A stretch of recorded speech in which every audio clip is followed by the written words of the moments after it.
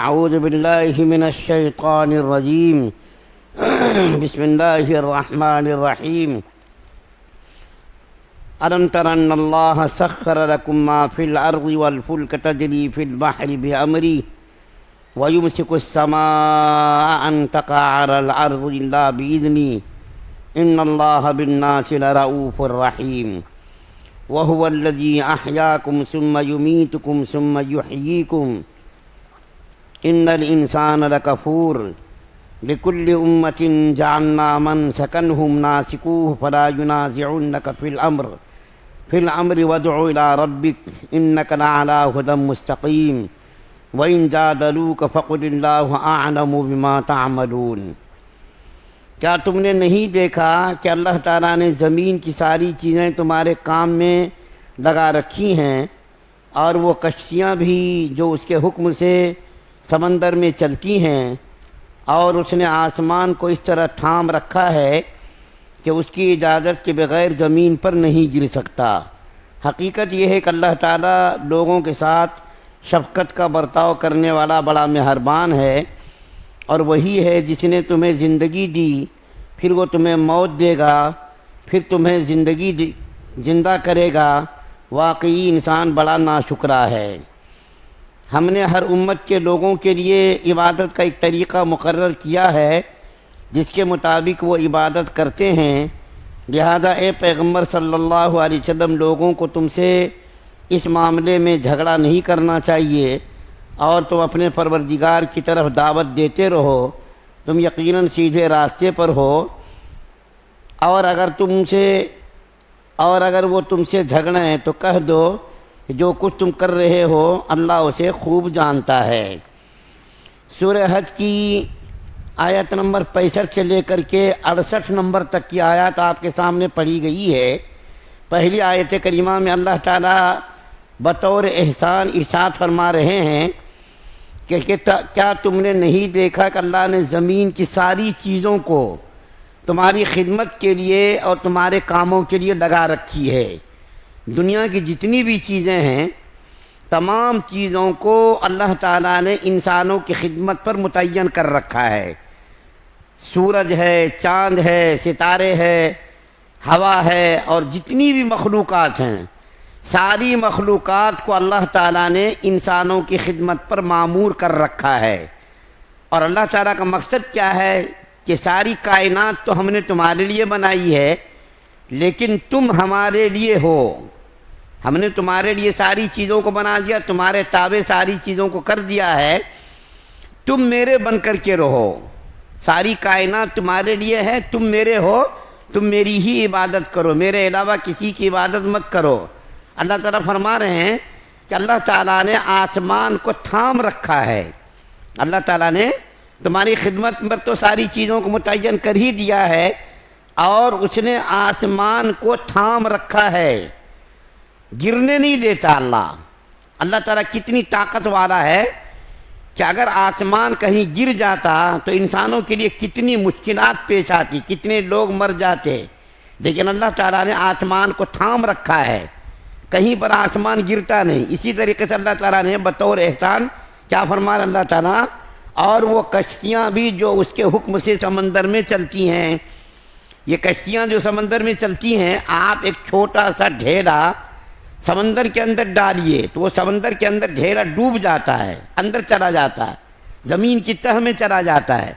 لیکن اللہ تعالیٰ نے اتنی بڑی بڑی کشتیاں، لاکھوں من ٹن سامان ایک ملک سے دوسرے ملک کشتیاں پہنچاتی ہیں، لیکن وہ کشتیاں ڈوبتی نہیں ہیں، اس کو اللہ تعالیٰ چلاتا ہے، اور اس کو چلانے کے لیے اللہ تعالیٰ ہواؤں کو بھیجتا ہے، اور ہواؤں کے ذریعے سے وہ کشتی اپنی منزل مقصود تک پہنچتی ہے، اور ایک ملک سے دوسرے ملک کا سامان پہنچانے میں وہ معاون و مددگار بنتا ہے۔ آپ اس کو معمولی مت سمجھیے، جتنے بھی سامان ایک ملک سے دوسرے ملک میں ایکسپورٹ ہوتا ہے، وہ کشتی کے ذریعے، جہازوں کے ذریعے ہی سمندر کے راستے سے وہ سامان ایک ملک سے دوسرے ملک آتا ہے، اور چھوٹے موٹے سامان ہوائی جہاز سے بھی ایک ملک سے دوسرے ملک سپلائی ہوتا ہے۔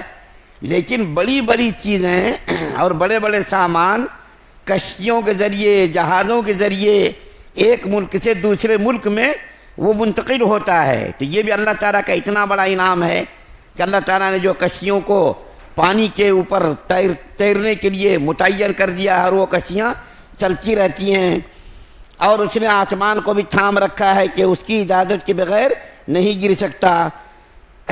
حقیقت یہ ہے کہ اللہ تعالیٰ لوگوں کے ساتھ شفقت کا برتاؤ کرنے والا بڑا مہربان ہے، اور اللہ وہی ہے جس نے تمہیں زندگی دی۔ اللہ تعالیٰ وہی ہے جس نے تمہیں زندگی دی، پھر تم کو مارے گا، پھر تم کو زندہ کرے گا۔ اصل میں یہ کافروں کا عقیدہ تھا کہ جس کو جینا ہے، جتنا جینا ہے جی لو، مرنے کے بعد پھر دوبارہ زندہ نہیں ہونا ہے۔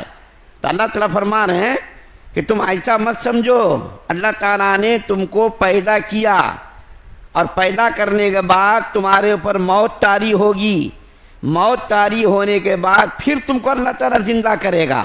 یہ تینوں چار چیزیں اللہ تعالیٰ نے بیان فرمائی کہ تم کو پیدا کیا، جس طریقے سے پیدا کرنے پر قادر ہے اسی طریقے سے تم کو دوبارہ زندہ کرنے پر بھی قادر ہے، اور تم اس بات کو مت فراموش کرو، اللہ تعالیٰ یہ کام کرے گا۔ اس کے بعد پھر جو آیت پڑھی گئی ہے کہ مکہ کے لوگ یہ اعتراض کرتے تھے کہ بہت سارے ایسے احکام ہیں جو پہلی شریعتوں میں تھی تو وہ تمہاری شریعت میں نہیں ہے، اور بہت ساری چیزیں ایسی ہیں جو پہلی شریعتوں میں نہیں تھی وہ یہاں تمہاری شریعت میں ہے۔ مکہ کے لوگ اعتراض کرتے تھے کہ پہلی شریعتوں میں جو چیزیں تھیں وہ تمہاری شریعت میں نہیں ہے، اور پہلی شریعتوں میں جو چیزیں نہیں تھیں وہ تمہاری شریعت میں ہے۔ تو اللہ تعالیٰ فرماتے ہیں کہ اللہ تعالیٰ نے ہر امت کے لیے ایک طریقہ بنایا ہے، اور جو طریقہ اللہ نے بنایا ہے وہ طریقہ اپنے زمانے کے لیے تو ٹھیک تھا، وہ طریقہ اپنے زمانے کے لیے ٹھیک تھا، لیکن نبی کریم صلی اللہ علیہ وسلم کے اوپر جو طریقہ اللہ نے متعین کیا، یعنی جو شریعت نازل فرمائی، جو کتاب نازل فرمائی، وہی شریعت اب قیامت تک آنے والی نسلوں کے لیے کافی ہوگی۔ اب کوئی نئی شریعت، نئی کتاب، نیا حکم آنے والا نہیں۔ جس زمانے میں جو حکم تھا اس زمانے کے اعتبار سے وہ حکم مناسب تھا۔ اللہ تعالیٰ کی مرضی ہے۔ حضرت موسیٰ علیہ السلام کی شریعت میں بہت ساری چیزیں تھیں جو نبی کریم صلی اللہ علیہ وسلم کی شریعت میں نہیں ہے۔ حضرت عیسیٰ علیہ السلام کی شریعت میں بہت ساری چیزیں تھیں جو نبی کریم صلی اللہ علیہ وسلم کی شریعت میں وہ چیز نہیں ہے۔ تو جس زمانے میں جو شریعت تھی اس زمانے کے اعتبار سے وہی شریعت مناسب تھی۔ موسیٰ علیہ السلام کی شریعت اس کے زمانے کے حساب سے ٹھیک تھی، عیسیٰ علیہ السلام کی شریعت اس کے زمانے کے حساب سے ٹھیک تھی، لیکن جب اللہ تعالیٰ نے نبی کریم صلی اللہ علیہ وسلم کو مبعوث کر دیا تو نبی کریم صلی اللہ علیہ وسلم کی شریعت مکمل ہو گئی۔ اب اگر کسی کو کامیاب ہونا ہے، اللہ کی معرفت اور اللہ کی محبت حاصل کرنی ہے، اللہ کی رضا حاصل کرنی ہے، تو اس کو شریعت محمدیہ پر ہی چلنا پڑے گا، اور اگر وہ دوسرے طریقوں پر چلے گا، دوسری شریعتوں پر چلے گا تو پھر وہ کامیاب نہیں ہو سکتا۔ آخری دین، آخری نبی، آخری کتاب یہ قرآن پاک ہے، اور آخری دین یہ اسلام ہے، اور آخری نبی کریم صلی اللہ علیہ وسلم ہے۔ اب قیامت تک کے لیے اب شریعت میں کوئی بھی کمی بیشی نہیں ہوگی، اور جو حکم دے دیا گیا اب وہی حکم اس شریعت کے لیے اور قیامت کی صبح تک کے لیے وہی شریعت اب چلنے والی ہے۔ اور یہ تمہارا اعتراض کرنا کہ پہلی شریعتوں میں یہ چیز تھی اس میں کیوں نہیں ہے، پہلی شریعتوں میں یہ چیز نہیں تھی اس میں کیوں ہے، اعتراض کرنے کا کسی کو بھی حق نہیں ہے۔ اللہ خالق و مالک ہیں، جس چیز کو چاہتے اس کو جائز کر دیتے، جس چیز کو چاہتے اس کو حرام کر دیتے۔ اللہ تعالیٰ کی مرضی ہے، اللہ مختار کل ہے، اس کو کوئی پوچھنے والا، کوئی ٹوکنے والا نہیں ہے۔ تو اللہ تعالیٰ فرماتے ہیں کہ ہر امت کے لیے اللہ تعالیٰ نے ایک طریقہ بتا دیا، جو جس زمانے کا طریقہ تھا وہ اس کامیابی کے لیے وہ طریقہ ٹھیک تھا، لیکن نبی کریم صلی اللہ علیہ وسلم کے آنے کے بعد اب کوئی دوسرا طریقہ چلنے والا نہیں، اب یہی طریقہ چلے گا، اب یہی سکہ چلے گا، اب کوئی دوسرا سکہ چلنے والا نہیں۔ قیامت کی صبح تک یہی شریعت چلے گی، یہی کتاب چلے گی، اور نبی کریم صلی اللہ علیہ وسلم کے احکامات چلیں گے۔ اس کے اندر کوئی رد و بدل ہونے والا نہیں ہے۔ پھر اللہ تعالیٰ فرماتے ہیں کہ اے محمد صلی اللہ علیہ وسلم تم دعوت دیتے رہو اور تم اپنے پروردگار کی طرف دعوت دیتے رہو، تم یقیناً سیدھے راستے پر ہو۔ آپ کا کام کیا ہے؟ دعوت دینا ہے۔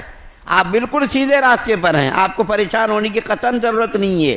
آپ دعوت دیتے رہیے، یہ لڑے جھگڑیں کچھ بھی کریں آپ ان کی باتوں کی طرف دھیان مت دیجیے اور آپ اپنا کام کرتے رہیے، اپنے کاموں میں لگے رہیے۔ اور اگر تم سے وہ جھگڑا کریں تو کہہ دو کہ جو کچھ تم کر رہے ہو اللہ اسے خوب جانتا ہے۔ اگر یہ لوگ جھگڑنے لگیں، لڑائی کرنے لگیں تو آپ ان سے کہہ دیجئے جو کچھ تم کر رہے ہو اللہ کا سب معلوم ہے۔ تم اے محمد صلی اللہ علیہ وسلم آپ سب کام جو اللہ تعالیٰ کی طرف سے آپ کو دیا جا رہا ہے، جو حکم دیا جا رہا ہے وہ آپ ان تک پہنچا دیجئے۔ اس کے باوجود بھی اگر وہ لوگ لڑیں اور اگر وہ لوگ جھگڑا کریں اور کسی قسم کی بحث کرے تو آپ مت جھگڑیے، ان کو آپ کہہ دیجئے اللہ تمہاری تمام حرکتوں سے تمام باتوں سے اللہ تعالیٰ واقف ہے۔ اللہ سے دعا ہے اللہ ہم سب کو سننے سے زیادہ عمل کی توفیق عطا فرمائے۔ سبحان اللہ و بحمدہ، سبحانک اللہم و بحمدک، ونشہد ان لا الہ الا انت۔